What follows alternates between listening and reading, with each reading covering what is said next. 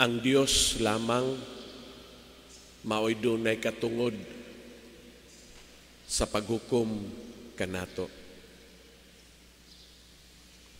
Wala tay katungod sa paghukom sa atong isig katawo.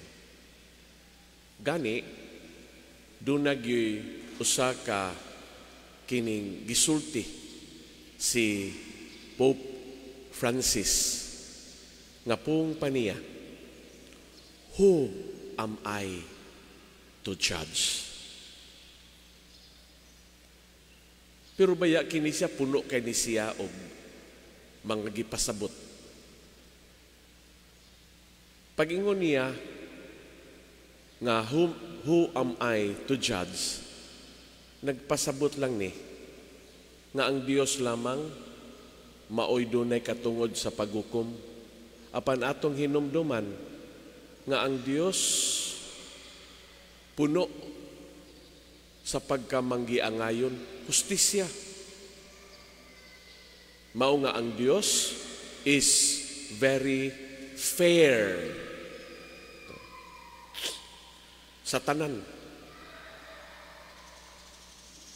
Og at the same time, ang Dios mahigugmaon, maluluyon. Kinumdum lang ko sa katong among professor sa ethics dito sa seminaryo nga pong paniya nga justice without mercy is tyranny. Ug love without justice is weakness. Ingon niini diha sa atong kahang tawhanon nga panaw ug mga panglantaw, makaingon ta nga we do not have any right or any authority to make judgments ngadto sa atong isig katawo. Pero kung susihon nato karon ang atong panahon, uso na kaining pulong marites bitaw. Ngano sa gyud ka ni? Murag ingon ba ka ni ini ang mga kinibang panaw sa atong panahon? Nga dili na ta ganahan mo tan-aw sa atong kaugalingon. Mas ganahan ta mutanaw ngadto sa atong isig katawo. Ug diha sa ato bitaw nga tinguha nga no, dili na ta makatutok sa atong kaugalingon. Una sa tanan, dili maguta makadawat kun kinsa ta. Ngunang ganahan kay ta mutanaw na lang sa atong isig katawo. Muna nga masayon nato pagkakita sa kangilad sa atong isig katawo. Kay ngano man, tungod ang kining dili nato madawat sa atong kaugalingon, ato mang i-project ngadto sa atong isig katawo. Wala lang di ita makahibalo nga ang atong isig katawo mao'y samin sa atong kaugalingon.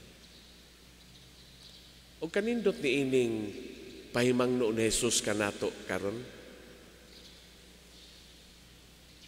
Ug baya mao ni siya ang mutultol nato nga kung unsa man gani naa sa atong kasing-kasing, mausab na ang atong makita ngadto sa atong isig katawo. Kung dinhi sa atong kaugalingon, kita puno sa kahayag, kita puno sa katarong, tingali atong makita ang atong isig katawo nga tingali nakabuhat og dautan, yet atong makita diha sa atong isig katawo the great potential nga makaingon ta kaanugon, pero mas dako pa ang mahitabuan ning tawhana. Maubaya sab ni kana bang kasagarang makita sa mga magtutudlo diya sa ilang mga estudyante. Kausahay murag dunay mga estudyante mga bugoy kaayo, mga kiat kaayo. Pero ang maestra bitaw nga makakita no. Believe ko ani bat-ana da. Kay mura og bugoy-bugoy lang pero inig examination dagko magkuha. Bright ni bataa. No? Kana ba ingon ana ang makita no? Nga makaingon dayon ang maestra nga kini bataa has a great potential. Muna nga ang maestra o maestro mahimo noon siyang guide ani bataa. O kung tinuod man, kung ang panglantaw sa maestra o ang iyang nakita nining bataa, maanindot, kanimo vibrate man ngadto sa bata. O ang bata, no? Little by little, makakita sab sa iyang kaugalingon. Apan kon dautan ang atong kasing-kasing, kangit-ngit, maugyod ni siya ang maghatod nato. Nga kana bitang panglantaw nga gitawag nato pessimism, kangit-ngit, kabati, kangilad. Maugyod ni nga ang atong makita diha sa atong isigataw, kangilad.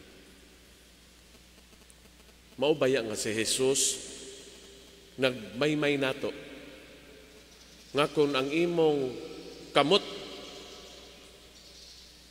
makaangin kanimo sa pagpakasala, putla. Mas maayo pa nga musulod ka sa langit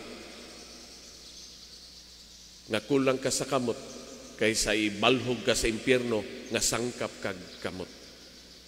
Kung ang imong mata makaangin kanimo sa pagpakasala, lugita.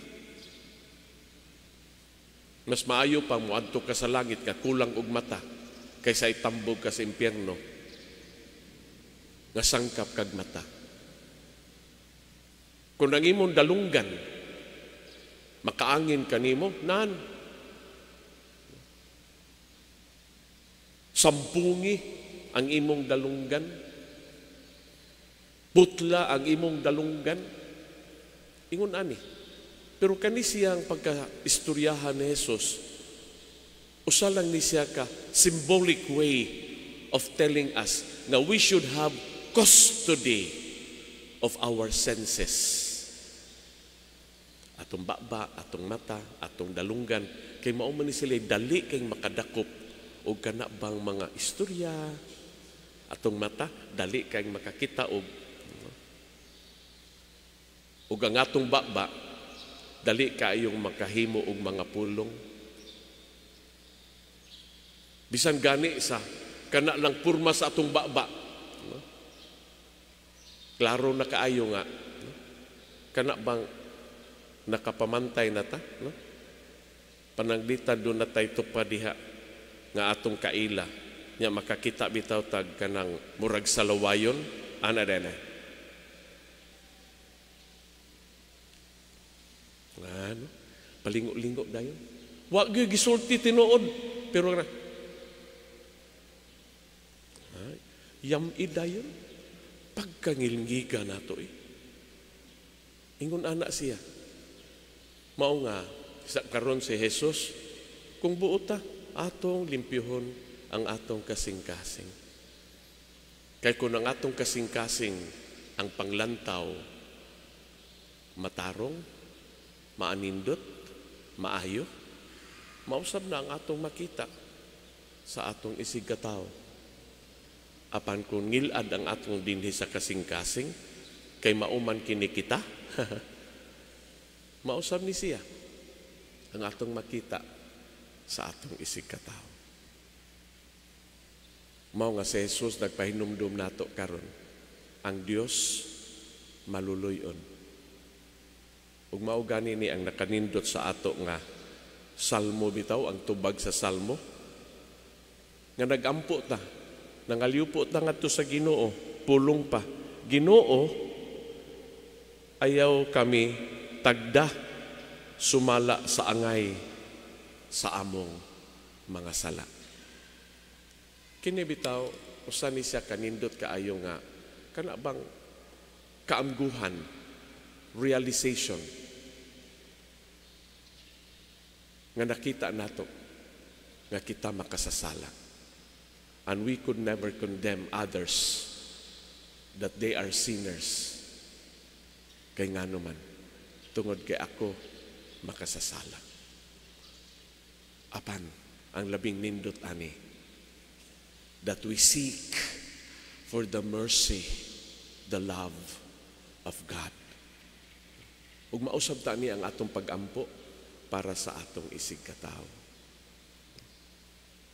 Mao tingali nga ang asawa, no? Nindot kaayo nga dili siya manglibak sa iyang bana.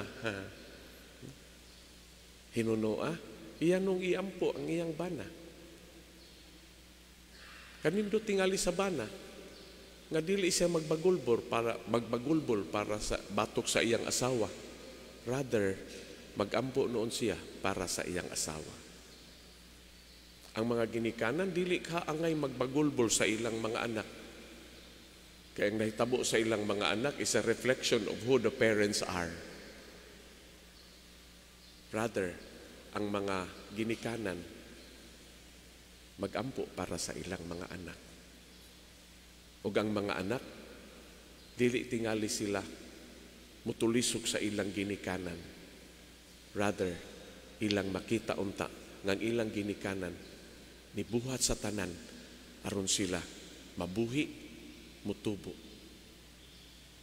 O kanindot unta sa mga anak nga nakakita sa panig-ingnan sa ginikanan nga makaantigong mo ampo para sa ilang mga ginikanan. O kanindot unta nga diha sa atong pagsiniling nanay, dili ang kangilad atong makita sa atong silingan. Hinunoa, kung doon naman ganit tayo makita nga dili maayo, atong iampo nga unta na ay mga kaamguhan nga mahitabo. O kanindot ka sa atong katilingban, nga atong gipaubos ang atong kaugalingon, sumala sa gugma ug kaluoy sa Dios. Amen. Manindog palihog.